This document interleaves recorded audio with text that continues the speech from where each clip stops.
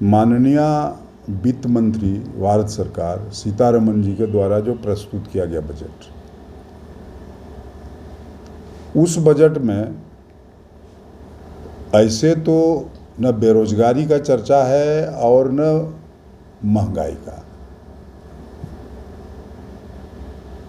लेकिन हम लोगों को ये उम्मीद था कि झारखंड प्रदेश का जो पैसा है, रॉयल्टी का पैसा 1,36,000 करोड़, उसके बारे में ये लोग कुछ करेगा, बजट में कोई प्रावधान करेगा।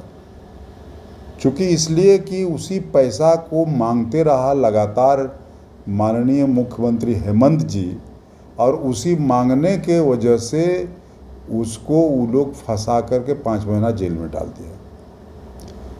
और झारखंड प्रदेश को न कोई योजना, न कोई उस ढंग का घोषणा, कुछ नहीं हुआ। झारखंड प्रदेश को ये लोग इग्नोर किया।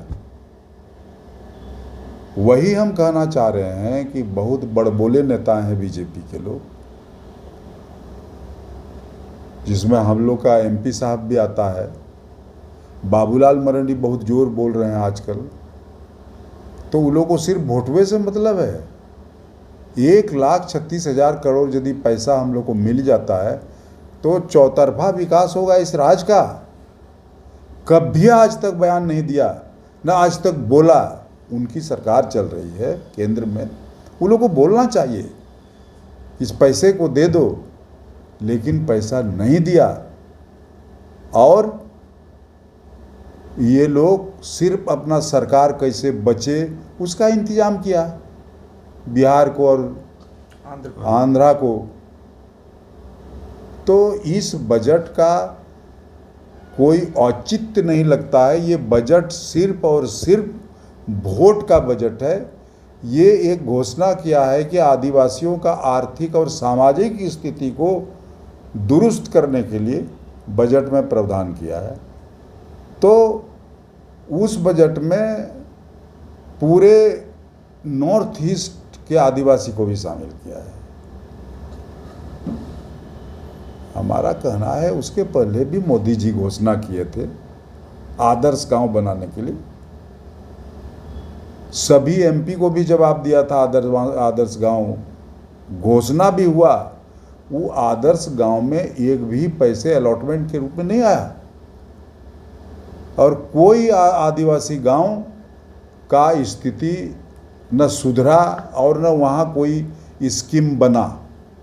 इंफ्रास्ट्रक्चर तो नहीं बना, कोई किसी तरह का रोजगार के लिए कोई ट्रेनिंग, प्रशिक्षण, ये सब कुछ नहीं। तो ये सिर्फ झुनझुना है, इससे कुछ नहीं होने वाला है। आदिवासी इस बात को समझ रहा है, इसलिए आदिवासी लोग इसको जानता है कि ये सिर्फ हम लोगों को बेवकूफ़ बनाने के लिए घोषणा है कि आदिवासियों का आर्थिक और सामाजिक स्थिति को दुरुस्त करने में। आने वाले दिनों में सर विधानसभा चुनाव है, क्या जिस तरीके से ये बजट पारित हुआ इससे बीजेपी को असर पड़ेगा?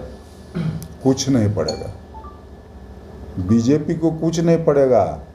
और बीजेपी, हमको तो लगता है चुनाव नज़दीक आते आते बीजेपी को झंडा ढोने वाला नहीं मिलेगा। जिस ढंग का राज्य सरकार योजनाओं का कार्यान्वयन शुरू किया है, ग्रास रूट में अभी देखेंगे आप, हेमंत सोरेन परसों को घोषणा कर रहा था कि फिर जनता दरबार गांव-गांव शुरू होगा। 21 वर्ष से ऊपर के आयु के जितने भी महिला हो, एक घर में 5 महिला भी हो, उनको पेंशन मिलेगा। कहाँ से ये लोग टिकने वाला है? इसलिए कोई इस बजट से उनको फ़ायदा होने वाला नहीं है। झारखंड के लोग तो नाराज़ हो गए, चाहे वो व्यापारी वर्ग हो, चाहे बड़े बड़े यहाँ के पूंजीपति हो, कारखाना मालिक हो, किसी को इस बजट में कोई तजब्बो नहीं दिया।